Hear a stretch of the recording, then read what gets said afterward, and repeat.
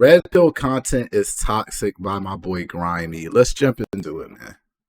I think we've reached a point in time in which the world is moving faster than the cameraman on Maury. Like, I was just celebrating New Year's with my family, and I woke up one morning and now it's September. We gotta be living in an alternate universe or something, bro. But anywhoosies, as a result of the rapidly moving society that we live in, everybody feels the need to have their entire lives figured out by the adolescent ages of like 18 to 25. And I'm not gonna lie, sometimes I fall victim to staying up to 3 in the morning questioning every decision I've ever made like I'm Socrates or something. And since the internet is full of people looking to take advantage of young and impressionable viewers, some influencers have tried to capitalize off this by producing thousands upon thousands of videos about how to become an alpha male and how to make other men shake in their boots whenever you walk in the room, or how to kill an elephant with just your pinky and some baby oil. And don't get me wrong, I'm all for one improving their lives and striving for their goals, but some of the hooey that these knuckleheads spew has to be some of the most misleading and impenetrable nonsense that's ever passed through my ear canals. Seriously, bro, some of the things I've heard would have Patrick Star looking like a Harvard graduate. So today, we'll be discussing some of the most gooberish and ostentatious self-help content, as well as the detrimental effects that this content can cause to the general public. Comment down below the dumbest thing that you've seen and or heard that revolves around red pill content, and like and subscribe if you're new. Now, the first thing I want to... I'm not gonna lie, I have to say this, right? I know any red pill guru or red pill guy is gonna watch this video and be like, oh, he's wearing a shirt with a female on it, he's beta. Like, I'm sorry, that's the first thing I thought. But back to the video. To talk about is hustle culture. Now, 9 times out of 10, if you've been a witness to one of these Bano videos, one of the key points that they harp on is that you need to wake up before the rooster cries in order to get a head start on the competition. But then these motherfuckers turn right around and tell you that you need to stay up all night working and grinding on your business. So when the hell am I supposed to be getting this so-called sleep? Stay up all night and then somehow still wake up at 3 in the morning? Bro, if you attempt this endeavor, you're gonna wake up with more bags than my local Burlington. They must think I've got more stamina than the fucking Energizer Bunny or something, bro. And then they're always talking about how you need to have a certain amount of money to be considered a high-value man, or to get a girlfriend, or to be loved by anyone at all. I don't know why all these red pill rascals think that money can just fix any problem like flex tape or something, but to each their own, I guess. Oh, you're depressed and have crippling anxiety? Well, wipe away your tears with $100 bills. Now you're rich with depression and anxiety. Congrats! And I hope I'm not the only person who always sees them regurgitating these asinine quotes like they're the next coming of Aristotle. Don't be afraid to fail. Fail to be afraid. My nigga, if you don't get the hell out of here sounding like a fake ass Yoda, they think they be dropping more bars than a prison inmate, but in reality sound like absolute fart noodles. Not to mention they always got this dramatic Alfred Hitchcock ass lighting in their videos, bro. Plus they always gotta give some fake ass America's Got Talent sob story about how they had to work 37 different jobs when they were in kindergarten to make ends meet, and then that gave them the motivation to start 12 businesses. Now, I'm gonna say something real wise on topic of money with red pill content.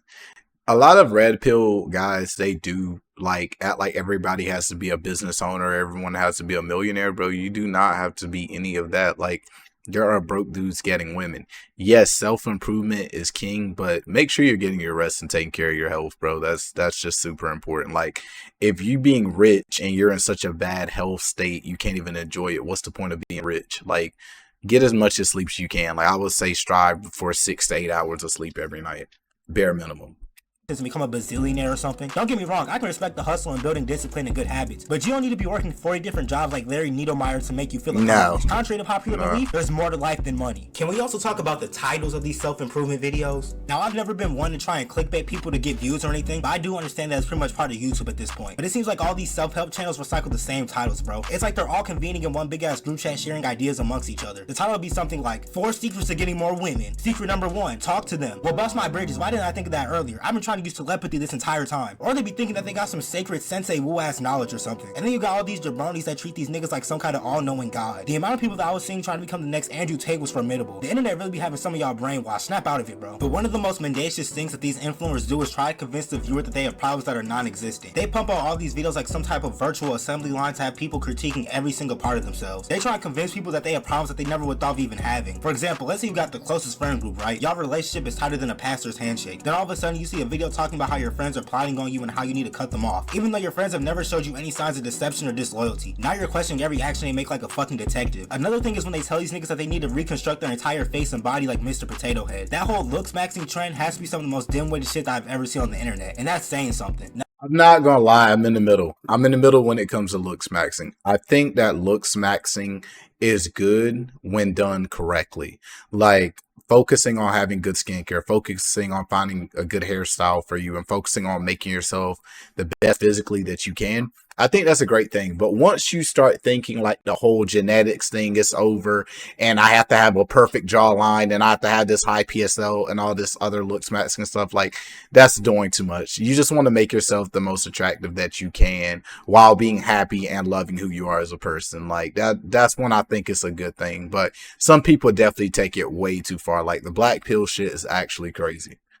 Now, don't get me wrong, I don't appreciate how a lot of these niggas look either, but that doesn't mean that you got to completely reconstruct your face like some Play-Doh. Now you've got a whole generation of kids walking around looking like they just ate 15 warheads talking about their mewing. Now, when I first heard the term mewing, I thought it had something to do with the damn Pokemon. Come to find out, motherfuckers are sucking in their cheeks to try and give themselves a more chiseled face. But then this hogwash of a trend got taken to the next level when these niggas started playing whack-a-mole on themselves. People were actively... I'm not gonna lie, he's talking about bone smashing. The thing about bone smashing is it started off as a meme and the looks maxing community was supposed to be a joke, but some idiots actually did it. Like there's always going to be people who take something that's meant to be good and beneficial and make it idiotic. There's always those people. That's every concept in life. So yeah.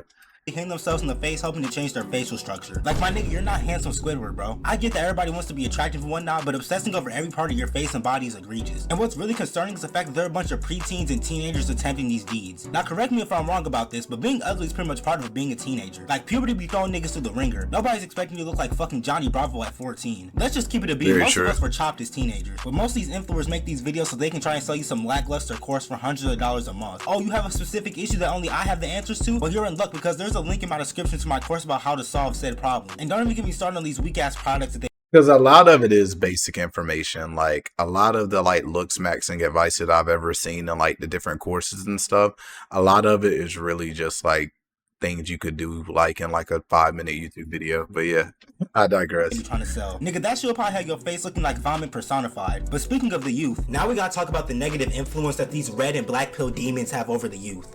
Like I mentioned earlier, hustle culture has plagued America like a disease. So much so that you got children out here wanting to drop out of elementary school to chase a bag. My nigga, the only thing your ass need to be chasing is the school bus. Seriously, bro, I've seen videos of kids who look no older than 13 talking about how they own agencies and all these different businesses. I hate to be the bearer of bad news, Timothy, but your lemonade stand doesn't count as a business. Not to knock your profession. What happened to kids actually being kids? When I was a kid, the only thing I was worried about was beating Mark Soul on Kirby Superstar Ultra and making it homo for... Well, no, like I said, I'm also in the middle when it comes to this though, because it's like, look at it like this, like, you don't want kids to grow up too fast. You do want kids to have fun and things like that. But at the same time, if that makes society more productive, like in other countries, kids in a lot of other countries, kids don't BS as much as they do in America. So I do think this has a positive benefit for kids learning how to be entrepreneurs and learning how to be innovative and creators and things like that. I think it's a good thing to an extent, but you also want to have a childhood. You don't, that's how people end up weird when they get older because they didn't have a childhood. For the street lights were on. Now we've got third graders talking about becoming millionaires and escaping the matrix. Between these kindergartner hustlers and this Diddy-fied Lance Stevenson hosting these 20v1s for fetuses, the future is doomed. That's actually disgusting, I'm not gonna lie. 20v1s for kids is disgusting. Oh, I literally don't want to wake up right now. Like, it's just so comfortable. I just don't want to wake up, bro. First of all, this fake ass Nick Birch must have been too tired to grab his phone and give us this uncomfortable POV. Since I'm kind of tired, I'm just gonna take a cold shower to wake me up, bro. I really don't want to do this, but I have to do it. Bro, I just went in the cold shower for like 20 seconds.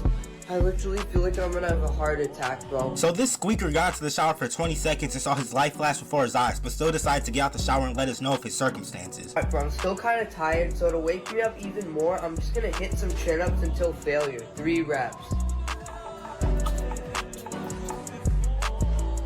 Now to be fair, I think he misspoke and meant 3 sets because he did more than 3 reps. But this seems a little counterproductive because why would you take a shower and then exercise? Unless you're gonna shower again, you're gonna be walking around smelling like bad decisions. And God forbid you're not going to school because if them niggas get one whiff of you, you're gonna get flamed harder than Uncle Owen and Aunt Beru.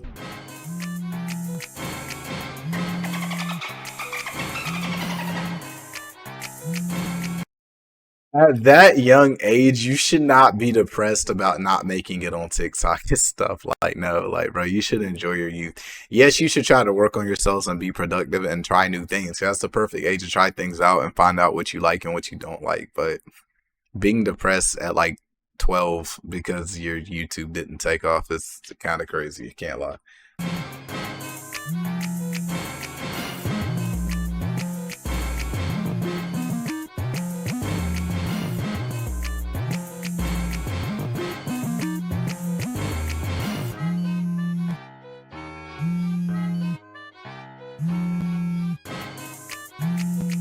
Now look, I'm not trying to knock anybody's origin story or anything, but this little nigga's talking about he realized school wasn't for him at a young age, but yet he doesn't look a day over 10 years old in this photo. I feel like that's the age where kids actually enjoy school before it turns into a cesspool of burden and affliction. I could understand someone in high school saying this, or hell, maybe even late middle school, but not this pipsqueak. Homie was having an existential crisis out the womb, bro. It's currently 3 a.m. and I've been grinding on my agency business all night long, and I literally have school in just 3 hours, but it's all worth it, bro, because in just 2 days, I'm gonna be chilling in Dubai with Andrew Tate driving Bugattis. Okay, that's crazy. That's crazy. You need to go to bed, bro. That's crazy. Because, like, let's be real for a second here, bro. Let's be real. Like, let's say he goes to school from like 7 to like 3 or something, or I don't know. Let's say he goes to school 7 to 3, bro. You got to school at 3. Let's say you get home at 4 o'clock. You can work from like 4 to 10 at night, bro, on your business. That's 6 hours a day. You will be fine, bro. Like, I don't get this. This is crazy to me. See, I told y'all, bro. Andrew Tate has done irreparable damage to this generation. When I was a kid, I was looking up to LeBron, Michael Jackson, my nigga John Witherspoon, but now you got fetuses like him looking up and trying to become the next Andrew Tate before they can even play games rated T. And I know some people are probably gonna be in the comments like, why are you hanging on a kid? She's trying to follow his dreams, rada. I'm all for entrepreneurship and trying to make a living for yourself. But a kid who hasn't even gone through puberty should not be worried about becoming a millionaire and living in Dubai and all this other misconceived baloney. Another focal point that these boneheads often harp on is that they think all women are trash. They get on these podcasts and pretty much spend the next 2 to 3 hours degrading women as if men don't have a lot of the same problems. And then they've got all these incels amening and yes sirring in the comment section because they can't. That's why I don't, bro. And this is why I really want to watch this video. This is what I want to talk about for being serious, right? Redpill content is so like, it's so bad for men. Like, it's not, but it is. Like, what I'm saying is, because I know that sounded stupid. I know you're like, what the hell are you talking about? How is it not, but it is. What I mean by this is, it's doing more harm for men than it is good. I think what Redpill content should be is teaching how to become a better man, but not so much on the women's side. And what I mean by that is, yes, it's good as a man to understand female nature. It's good to understand how women operate and how biologically they think and things like that. Like, yes, okay, cool. It's good to teach men how to have confidence and game with women. Yes, okay, cool. But when you are sending guys through red pill rage, telling them that all women are out to get you, all women are using you, all women are doing X, Y, Z, all these negative things, it's really just a bunch of grown men who have been hurt by women when they were younger and they never properly healed from it. Or like they weren't where they needed to be and they didn't have enough self-respect to not allow a woman to disrespect or mistreat them. So now they're teaching men the best way to deal with women is to be an asshole. It's like, no, the best way to deal with women is treat them well as long as they are treating you well. It's just like the golden rule, do unto others as you want them to do unto you. It's like, have enough self-respect that when a woman is playing with you in your face or she's disrespecting you, to cut the woman off or just check it and not allow it. If you do that, most of the time, women will not hurt you that bad. Yes, there are going to be times where women will cheat on you or whatever, but you just got to charge that to the game. But a lot of guys are simps and they pedestalize women. Then they get hurt because they don't realize they're not respecting themselves. Then they turn to red pill content and just assume every woman is out to get them. A lot of these women are not out here to get you. They're really not. Like, yes, there are the low level women who just aren't worth wasting your time on. But for the vast majority, if you focus on building yourself up and focus on the women that like you, you won't deal with a lot of the like bullshit that these red pill coaches be preaching about. Can't approach or talk to women. Breaking news, it's not a woman's fault that you're an awkward loser. They try to act like women are the scum of the earth, but yet are constantly bragging about how many women they fuck. It's the craziest love-hate dynamic I've ever seen in life, bro. I've never been able to fathom why women were constantly going on that Fresh and Fit show just to have them shit on their entire existence. They claim to be all tough and brolic, but sound like some of the most insecure people of all time. If it were up to me, I'd label all y'all motherfuckers stupid, regardless of gender. And this may or may not fall underneath the self-improvement umbrella, but that Liver King nigga has to be one of the most unsettling entities I've ever laid my optical organs on. The fact that people actually believe he got this Credo build by ingesting more meat than the OnlyFans model is comical. I know that nigga's stomach is on 1 HP, and the fact that he made millions of... Bro, truth be told, a lot of the women that men complain about, men created these types of women. Like, when you are a trick and you're giving women all this money and pedestalizing a woman, of course that's going to boost her ego and have her acting toxic as hell because you're training her to be toxic as hell. If you put a woman on an even playing field with you, or you start asking yourself, why do I like this woman? Why is this woman worth my time? Then you will start to realize that, like, a lot of these women aren't and I don't mean just like looking at yourselves better than them, but I mean like you just realize that a lot of people in general aren't really great people. So like you wouldn't be pedestalizing them. A lot of these people act like this because of how they've been treated.